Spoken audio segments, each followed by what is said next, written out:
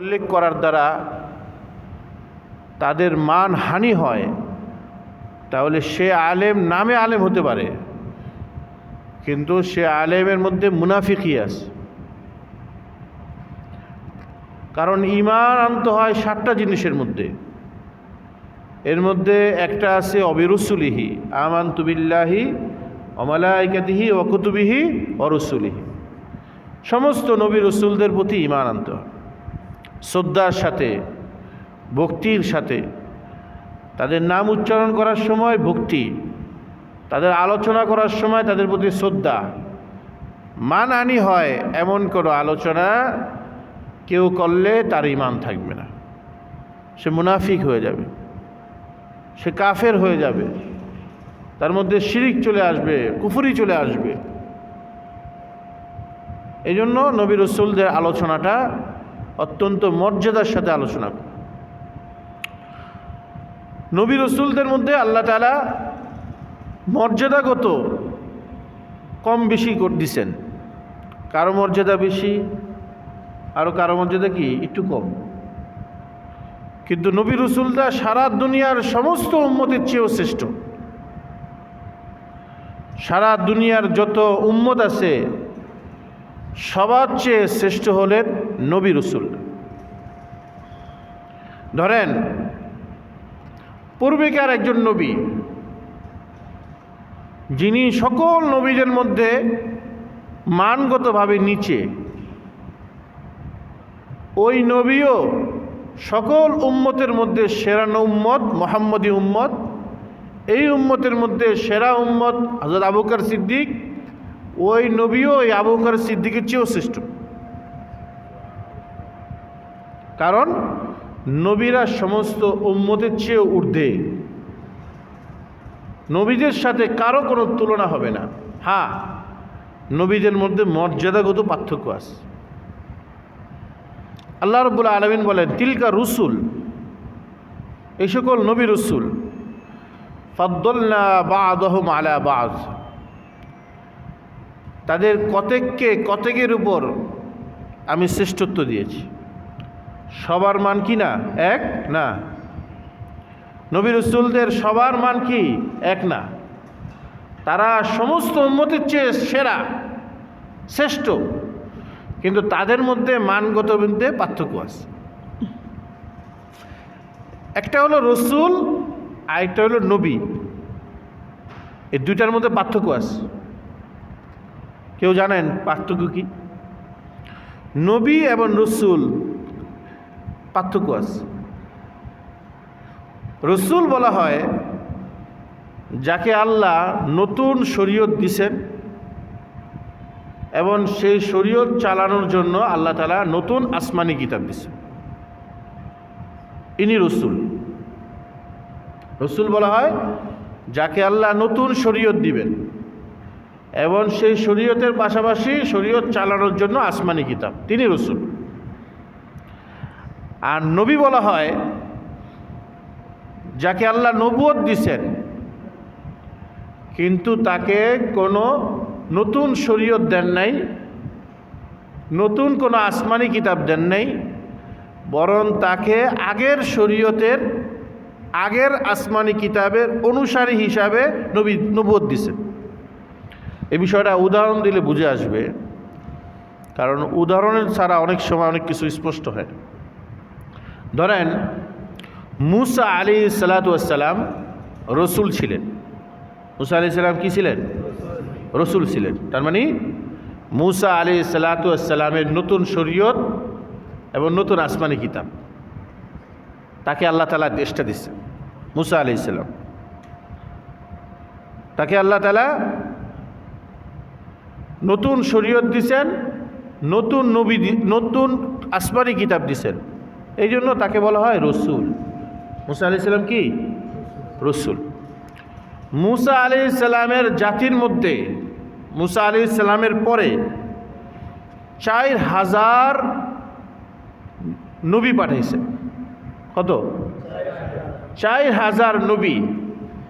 এই 4000 নবী তারা নতুন কোনো শরীয়ত পান নাই, নতুন কোনো আসমানি কিতাব পান নাই। কারণ এই 4000 নবী তারা মুসা আলাইহিস সালামের উম্মত বনি ইসরায়েলের মধ্যে মেহনত করছেন, যুগে যুগে মেহনত করছেন,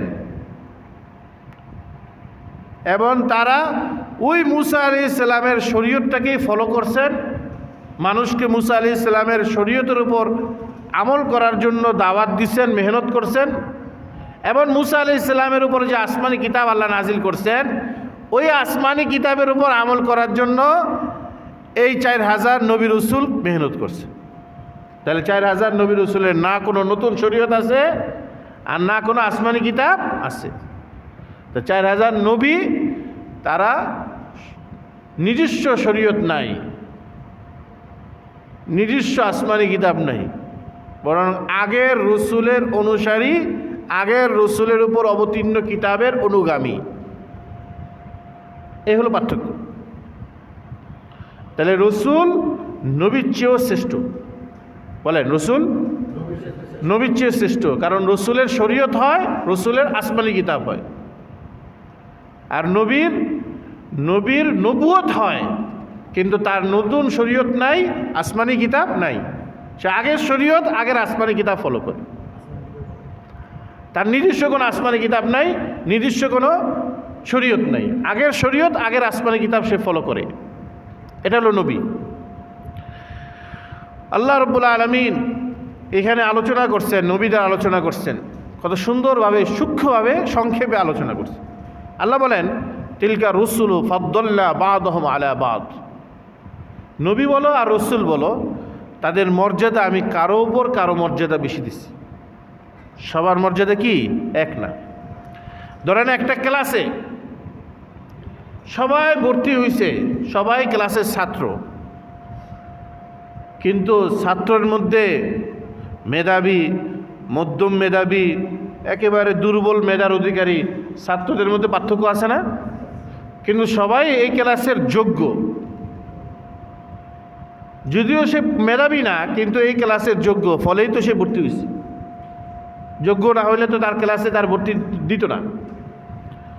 সবাই নবুয়তের যোগ্য, সবাই রিসালাতের যোগ্য, কিন্তু ওই ছাত্রদের মধ্যে যেমন পার্থক্য আছে, স্টেপ বাই স্টেপ পার্থক্য আছে, ঠিক নবী তাদের মধ্যেও পার্থক্য আছে, রসুল তাদের মধ্যেও কি আছে? পার্থক্য আছে। যত নবী রসুল আল্লাহ দুনিয়াতে পাঠাইছেন, কতজন নবী রসুল পাঠাইছেন? অসংখ্য, অগণিত, সংখ্যায় এরা নির্ধারণ নেই, গণনায় এটা নির্ধারণ নেই। 1,24,000 পয়গম্বর, 2,24,000 পয়গম্বর, যে কথা বলে এই কথাটা একটা ভুলে ভরা কথা, এটা সঠিক না। হযরত শাহ ওলিউল্লাহ মুহাদ্দিস দেহলভী রহমতুল্লাহি আলাইহি, ইনি তার কিতাব হুজ্জতুল্লাহিল বালিগা, এবং মুফতি সাঈদ আহমদ পালনপুরি তার কিতাব রহমতুল্লাহিল ওয়াসিয়া, এই কিতাবগুলোর মধ্যে এর আলোচনা করছে। আসলে এই কিতাবগুলো যদি আমরা না পড়তাম, তাহলে দুনিয়া সম্পর্কে, কোরআন এবং হাদিস সম্পর্কে, দিন সম্পর্কে আন্ধা থাকতাম, অন্ধ থাকতাম, মানুষের থেকে শুনে শুনে চলতাম। আলহামদুলিল্লাহ, এই দুইটা কিতাব এত উচ্চাঙ্গের কিতাব, এত উঁচু মাপের কিতাব, এগুলো পড়ানোর মতন এরকম আলেমও দুনিয়াতে খুব কম, পড়ানোর মতো। এই দুই কিতাবের মধ্যে আলোচনা আছে যে নবী রসুলদের সংখ্যা নির্ধারণ করা এটা ভুল। নবী রসুলদের সংখ্যা নির্ধারণ করাটা কি ভুল। 1,24,000 পয়গম্বর, 2,24,000 পয়গম্বর, যে সংখ্যা ভুল, অনির্দিষ্ট। আপনি যদি 1,24,000 পয়গম্বর বলেন, আর যদি সঠিক হয়ে থাকে 2,24,000 পয়গম্বর, তাহলে আপনি বলতেছেন 1,24,000, অথচ সঠিক হলো 2,24,000, তাহলে কি হবে? তাহলে আরও 1 লক্ষ নবী যারা, তাদেরকে আপনি নবী মানতেছেন না। আপনি তো 2 লক্ষ না বললে 1 লক্ষ বলতেছেন। তাহলে নবীদেরকে নবী মনে না করা এটাও একটা ভুল। নবীদেরকে নবী মনে না করা এটা কি ভুল।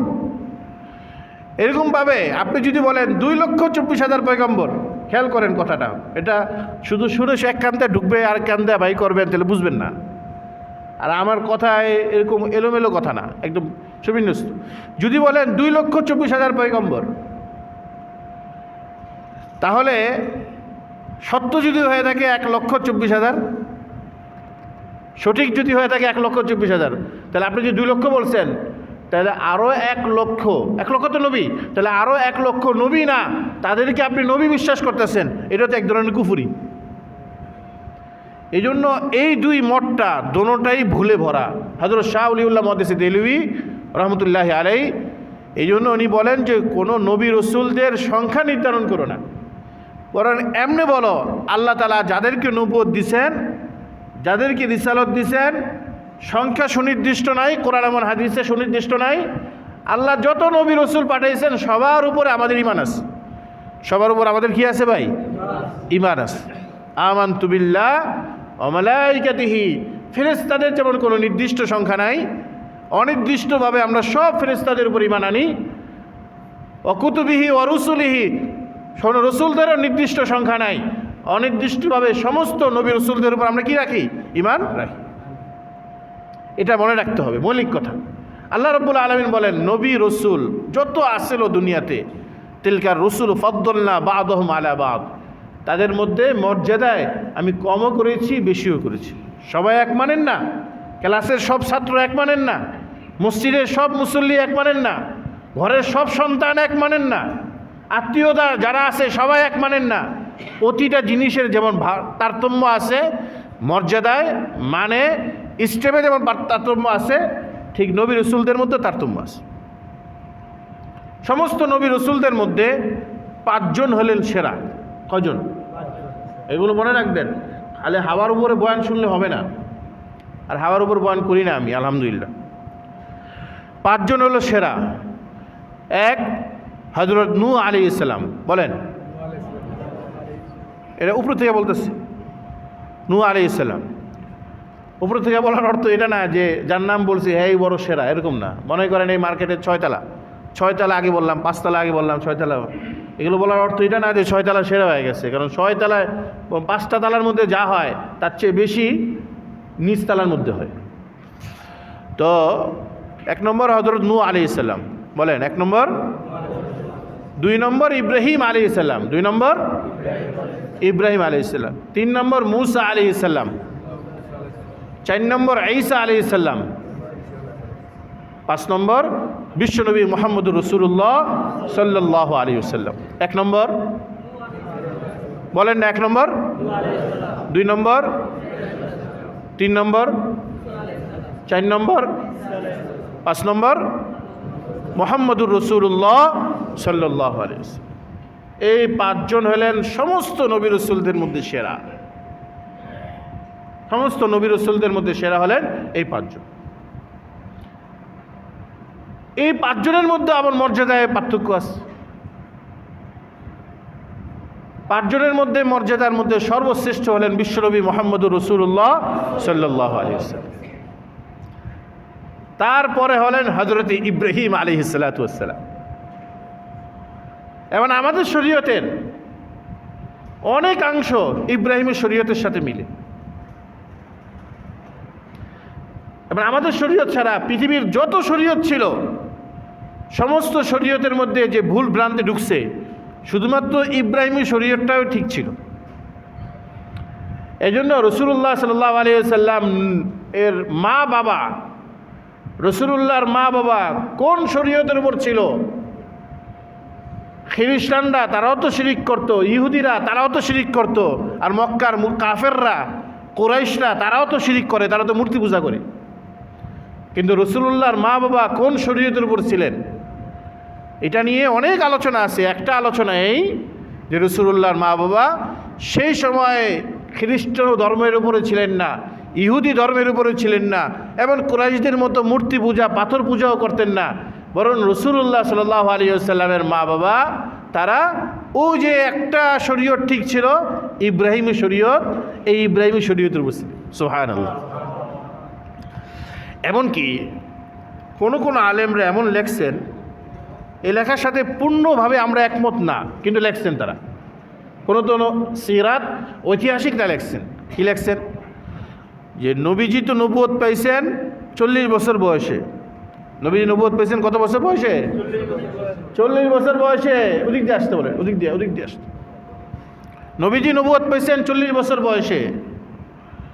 তো রাসূলুল্লাহ সাল্লাল্লাহু আলাইহি ওয়াসাল্লাম এই 40 বছর বয়সের আগে যে আল্লাহ তাআলার ইবাদত বন্দেগী করছেন, এই আল্লাহ তাআলার ইবাদত বন্দেগীটা নবুয়ত পাওয়ার আগে কোন শরীয়তের উপর করছেন?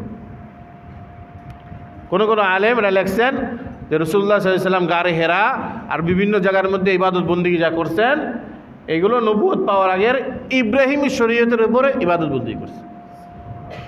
সুবহানাল্লাহ বলবেন না? তাহলে শরীয়তে মুহাম্মদীর পরে শ্রেষ্ঠ শরীয়ত হলো ইব্রাহিমী শরীয়ত, এটা মনে রাখতে হবে। ইব্রাহিম আলাইহিস সালামের পরে মর্যাদা হযরত নূহ আলাইহিস সালাতু ওয়াস সালাম, নূহ আলাইহিস সালামের মর্যাদার পরে হযরত মূসা আলাইহিস সালাম, মূসা আলাইহিস সালামের পরে হযরতে ঈসা আলাইহিস সালাম। এই 5 জন নবী রসুল সমস্ত নবী রসুলদের চেয়ে সেরা। 5 জন নবী রসুল সমস্ত নবী রসুলদের থেকে কি সেরা? এই 5 জনের মর্যাদার মধ্যেও পার্থক্য আছে। আল্লাহ বলেন মিনহুম মান কাল্লামাল্লাহ। প্রথমে আল্লাহ মূসার আলোচনা করছেন যে আমি নবীদের মধ্যে মর্যাদায় তারতম্য করছি, মর্যাদায় তাদের মধ্যে কম বেশি করছি, কিন্তু তাদের মধ্যে একজন আছেন যার সাথে আল্লাহ তাআলা কথা বলছেন। তার নাম কি? হযরত মূসা আলাইহিস সালাতু ওয়াস সালাম। আল্লাহ তাআলা তার সাথে কথা বলছেন। কালিমুল্লাহ, কালিম মানে যে কথা বলে, কালিমুল্লাহ আল্লাহর সাথে যিনি কথা বলছেন ইনি হলেন হযরত মূসা আলাইহিস সালাম। তুর পাহাড়ে আল্লাহ তাআলা তার সাথে কথা বলছেন মূসা আলাইহিস সালাতু ওয়াস সালামের সাথে। এমন আল্লাহ তাআলা মূসা আলাইহিস সালামের সাথে যে কথা বলছেন মাঝখানে কোনো নবীর মাধ্যম নেই, সরাসরি আল্লাহ কথা বলছেন। তবে আল্লাহর নূর ছিল, নূরুস সামাওয়াতি ওয়াল আরদ, আল্লাহ তাআলার নূর ছিল। এইভাবে মূসা আলাইহিস সালাতু ওয়াস সালামের সাথে আল্লাহ তাআলা কথা বলছেন। এই জন্য আল্লাহ বলছেন মিনহুম মান কাল্লামাল্লাহ। নবীদের মধ্যে পার্থক্য আছে, এর মধ্যে কেউ কারোর সাথে আল্লাহ তাআলা কথা বলছে, কিন্তু তার সাথে কথা বললেও ওয়ারাফা বা'দুহুম দারাজাত।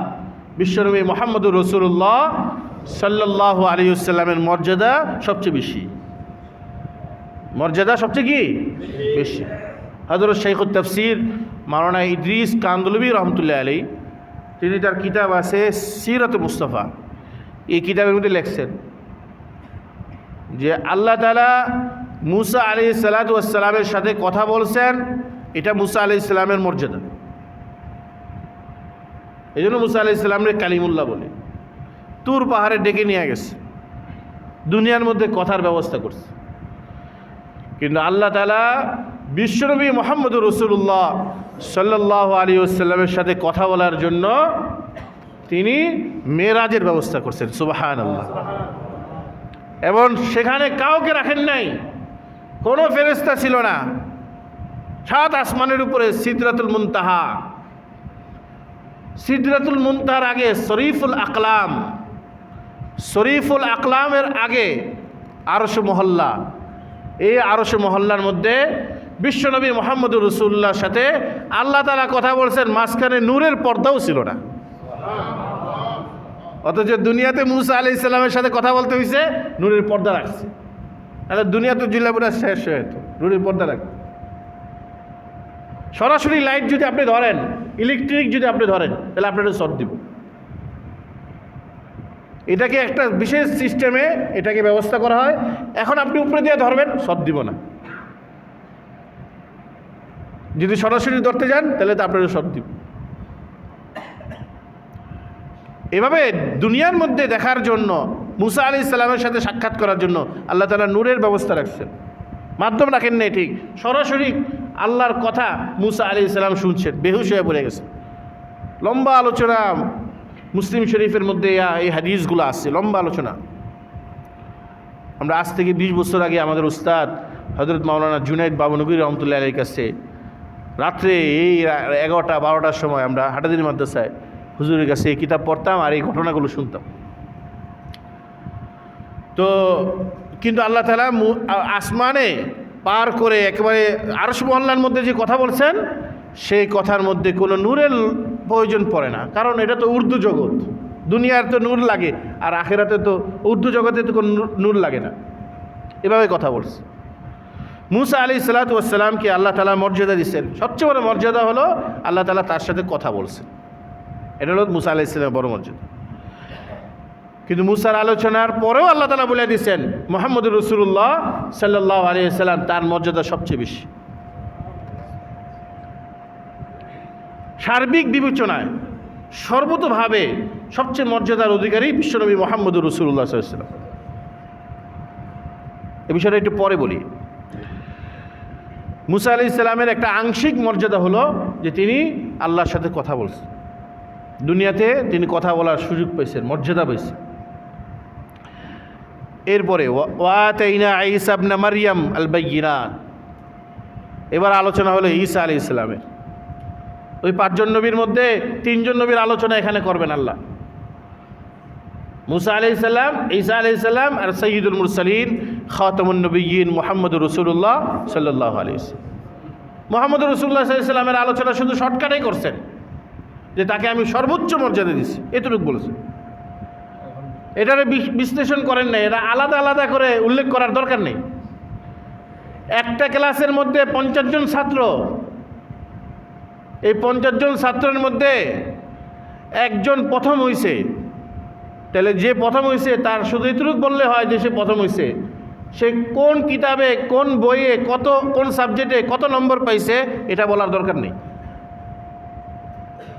কারণ সে ফার্স্ট পজিশনে আছে, আউয়াল পজিশনের মধ্যে আছে, প্রথম হইছে, সে 1 নম্বর হইছে, এতটুকু বললেই চলে। সে কিভাবে 1 নম্বর হইলো, কত নম্বর পাইলো, এটা মুখ দিয়ে আর বলার দরকার নেই। হ্যাঁ, উনি ছাড়া, এই 1 নম্বর ছাড়া বাকি যে ছাত্রগুলো আছে এদের মধ্যে কোনো একজন ছাত্র কোনো এক সাবজেক্টে এর থেকে একটু বেশি নম্বর পাইতে পারে,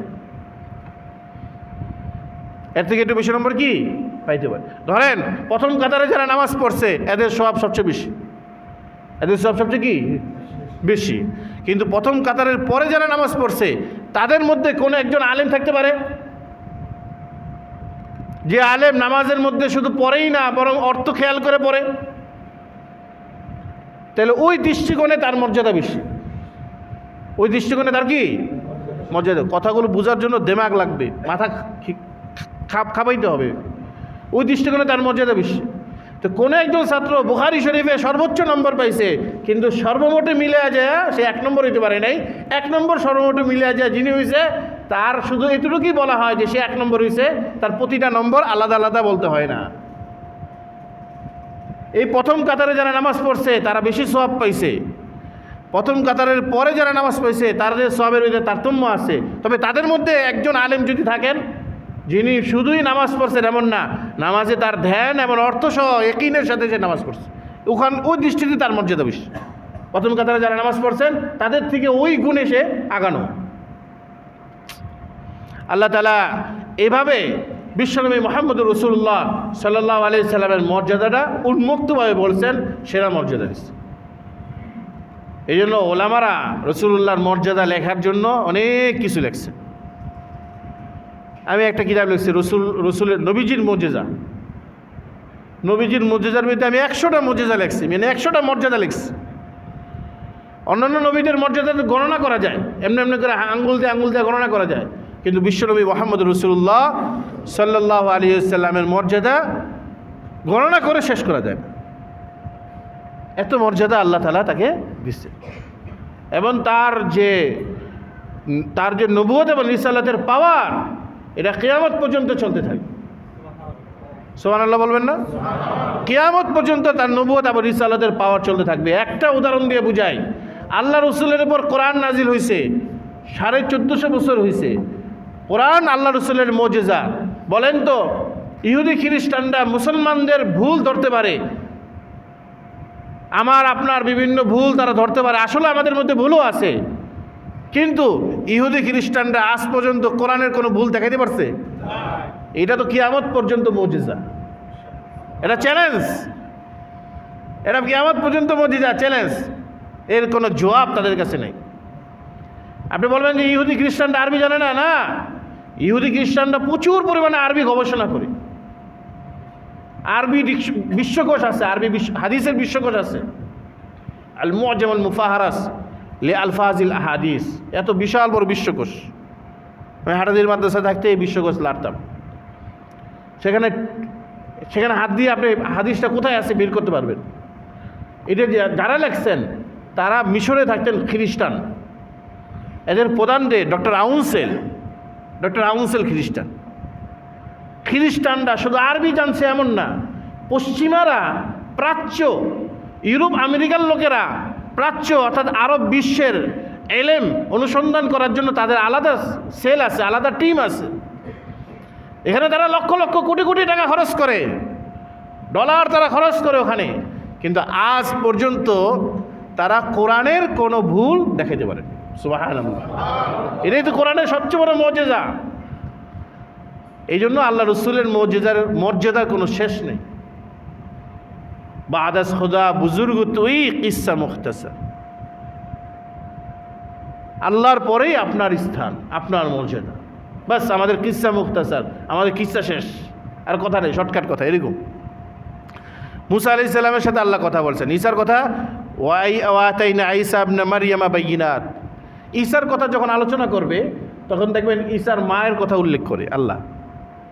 মরিয়মের বেটা ঈসাকে আল্লাহ কিছু মুজিজা দিছে। এখন বলেন তো ঈসার মার কথা উল্লেখ করে কেন? ঈসা যে মরিয়মের বেটা, ঈসা যে আল্লাহর বেটা নয়। খ্রিস্টানরা যে ঈসাকে আল্লাহর বেটা বলে, আল্লাহর পুত্র বলে খ্রিস্টানরা, নাউজুবিল্লাহ মিন যালিক, এটা রদ করার জন্য, এই কথাটা খণ্ডন করার জন্য আল্লাহ তাআলা কোরআনে ঈসার সাথে ঈসার মায়ের কথা উল্লেখ করে দেয় যে ঈসা আল্লাহর বেটা না, ঈসা কার বেটা? মরিয়মের বেটা। ঈসা ইবনে মারইয়াম, মরিয়মের বেটা ঈসা। এই ঈসাকে, মরিয়মের বেটা ঈসাকে, আল্লাহর বেটা ঈসা না, মরিয়মের বেটা ঈসাকে, তাকে আমি আল্লাহ দিয়েছি আল বাইয়িনাত, সুস্পষ্ট কিছু মুজিজা দিছে। ঈসা আলাইহিস সালামকে আল্লাহ তাআলা কিছু মুজিজা দিছে। একটা জন্মগত অন্ধ ঈসা আলাইহিস সালামের কাছে যেত। ঈসা আলাইহিস সালাম তার হাত দিয়ে এই অন্ধ লোকের চোখে খালি হাতটা ফিরাইতো, সাথে সাথে তার চোখের মধ্যে দৃষ্টিশক্তি ফিরে আসতো। এই জন্য ঈসা আলাইহিস সালামকে মাসিহও বলা হয়। মাসিহ যেরকম মুছে দেয়, মাসা করে, ঈসা মাসিহ। আবার প্রতিবন্ধী, হাত পা লুলা আছে না, হাত পা লুলা মানুষ আছে। এই হাত পা লুলা প্রতিবন্ধী যারা হাঁটতে পারে না, কোনো ওষুধেই কিন্তু তাদেরকে, কোনো ওষুধে, কোনো ট্রিটমেন্টে, কোনো সার্জারিতে তাদেরকে পুরাপুরিভাবে সুস্থ করা যায়। হযরত ঈসা আলাইহিস সালামের কাছে নিয়ে গেত। হযরত ঈসা আলাইহিস সালাম তার হাত দিয়ে যে অঙ্গগুলোতে সমস্যা ওই অঙ্গগুলো টাচ দিতেন, সাথে সাথে লোকটা পুরো সুস্থ হয়ে যেত। হযরত ঈসা আলাইহিস সালামের কাছে অনেক সময় অনেক মরা মানুষ নিয়ে আসা হইত। একজন বয়স্কা মা, তার কোনো জীবিকার ব্যবস্থা নাই, একটা সন্তান আছে, সেও মারা গেছে মাত্র। এই সন্তানই যার রুজি করত, প্রতিদিন নিজে খাইতো, মাকে নিয়ে চলত। এরকম সন্তান, এরকম পরিবারের কোনো বয়স্ক কোনো মানুষও যদি মারা যায়, কিংবা যুবক কেউ যদি মারা যায়, হযরত ঈসা আলাইহিস সালাম দেখতেন। আল্লাহর হুকুমে হযরত ঈসা আলাইহিস সালাম ধরতেন, সাথে সাথে জিন্দা হয়ে গেছে। ঈসা মাসিহা এই জন্য বলে। ঈসা আলাইহিস সালামকে আল্লাহ তাআলা এরকম অনেক মর্যাদা দিয়েছেন। ইনি মাটি দিয়ে চড়ুই বানাইতেন। মাটি আছে না, মাটি দিয়ে ইনি সুন্দর করে চড়ুই বানাইতেন। চড়ুই বানিয়ে তিনি ফু দিতেন। ফু দেওয়ার সাথে সাথে ওই মাটির চড়ুইটা একেবারে জিন্দা চড়ুই হয়ে উড়ে চলে যেত। এমন মর্যাদা আল্লাহ তাআলা ঈসা আলাইহিস সালামকে দিতেন। আল্লাহ বলেন, ওয়া আইয়াদনাহু বিরূহিল কুদুস, ঈসা আলাইহিস সালামের শক্তিশালী করেছি, আমি তাকে শক্তি দিয়েছি। রূহুল কুদুস, একটা পবিত্র ফেরেশতা দিয়ে আমি শক্তি দিচ্ছি। ঈসা আলাইহিস সালামের জন্মের পর থেকে নিয়ে, ঈসা আলাইহিস সালাম কিন্তু এখনও মরেনি। ঈসা আলাইহিস সালাম মরছেন? ঈসা আলাইহিস সালাম মরেনি। যারা বিশ্বাস করে ঈসা আলাইহিস সালাম মারা গেছে, তারা খ্রিস্টান। তারা কি খ্রিস্টান? তারা মুসলমান না। তারা কি না? মুসলমান না। ঈসা আলাইহিস সালামকে আল্লাহ তাআলা আসমানে উঠে নিছে। ওমা সলাবুহু ওমা কাতালুহু ওয়ালাকিন শুব্বিহা লাহুম। ঈসা আলাইহিস সালামকে হত্যা করতে পারে নাই, ঈসা আলাইহিস সালামকে ফাঁসিতে ঝুলাইতে পারে নাই, বরং বিষয়টা ঈসা আলাইহিস সালামের বিষয়টা তোমাদের কাছে দাদা। তোমাদের কাছে কি দাদা? মারার জন্য রুমে ঢুকছ, মারার জন্য রুমে ঢুকছ, তারপর একজনকে ঈসার মতন মনে করে ফাঁসি দিয়ে দিছ। ফাঁসি দেওয়ার পরে যখন বের হওয়ার পর তোমরা কইতেছ, আরে আমরা যে ঈসারে ফাঁসি দিলাম, ঈসা যদি ওইটা হয়ে থাকে যেটারে ফাঁসি দিছি, তাহলে ওই রুমের ভিতরে তো আরেকটা লোক ছিল, ওই লোকটা কই গেল?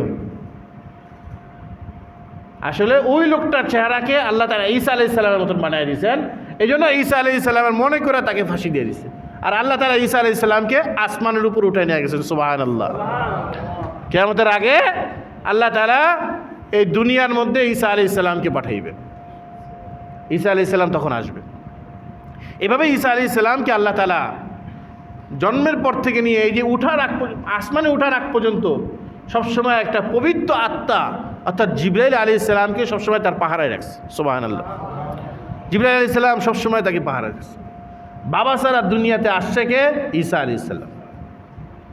মা বাবা ছাড়া দুনিয়াতে আসছে কে? আদম আলাইহিস সালাম। মা ছাড়া দুনিয়াতে আসছে কে? হাওয়া আলাইহিস সালাম। আর আমরা দুনিয়াতে যত মানুষ মা বাবা লাগে দুনিয়াতে আসার জন্য। এভাবে আল্লাহ তাআলা বিভিন্ন নবী রাসূলদের কথা আলোচনা করছে। বিভিন্ন নবী রাসূলদের আলোচনা করার পরে আল্লাহ তাআলা তারপর একটা কথা বলবেন যে দেখো, বিভিন্ন নবী রাসূলদেরকে আমি অনেক মুজিজা দিছি, তাদের নবুয়তের সত্যতার পক্ষে সুস্পষ্ট নিদর্শন মুজিজা দিছি, উম্মত মানে এরপরে আবার উল্টাপাল্টা করে। আল্লাহ বলেন, ওয়ালাউ শাআ আল্লাহু মাক্তাতালাল্লাযীনা মিন বাদিহিম মিন বাদি মা জাআতুহুমুল বায়িনাত। তাদের কাছে বাইয়িনাত সুস্পষ্ট নিদর্শন আসার পরে এরপরে আবার নবীরা যখন চলে যায়, তার পরবর্তী লোকেরা তারা পরস্পরে আবার ঝগড়া বিবাদ করে। যদি আল্লাহ চাইতেন তাহলে আল্লাহ তাআলা ঝগড়া বিবাদ মিটাই দিতে পারতেন, কিন্তু দুনিয়া তো পরীক্ষার জায়গা।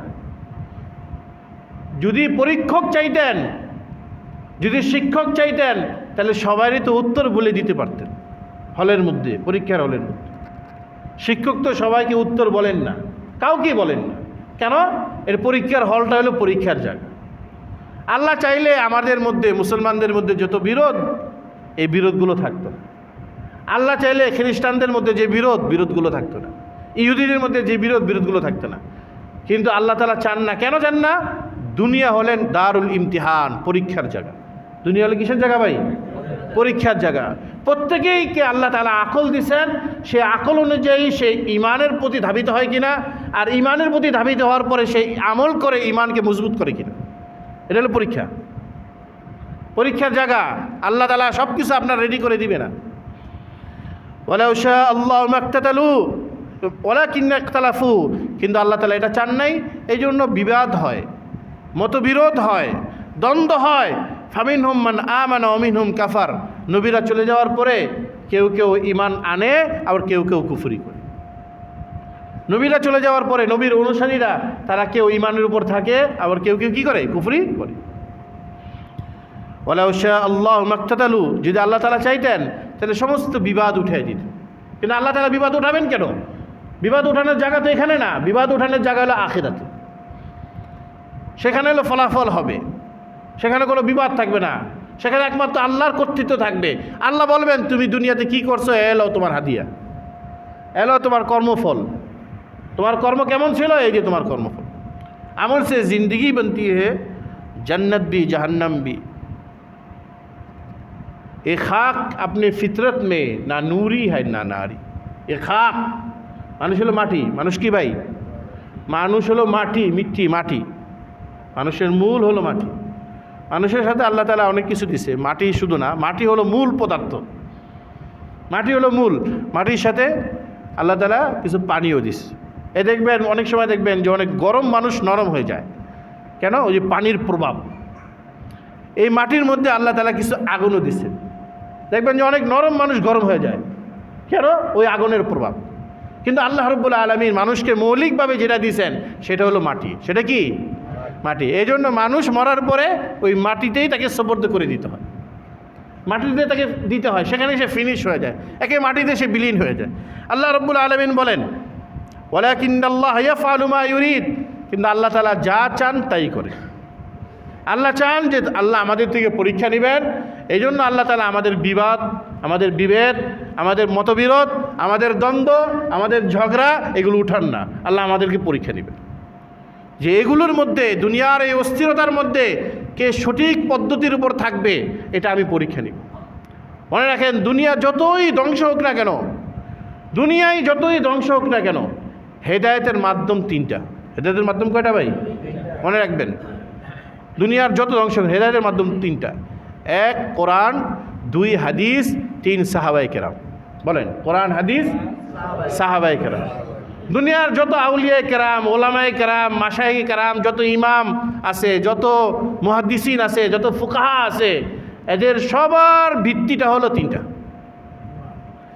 সবার ভিত্তিটা হলো কোরআন, হাদিস, সাহাবায়ে কেরাম। কোরআন, হাদিস। এই কোরআন থেকে যে সরে আসবে, হাদিসের দিকে যে সরে আসবে, সাহাবীদের থেকে যে সরে আসবে, সেই গুমরা হয়ে যাবে। আল্লাহ, সে যদি আলেমও হয় তাহলে সে গুমরা হয়ে যাবে।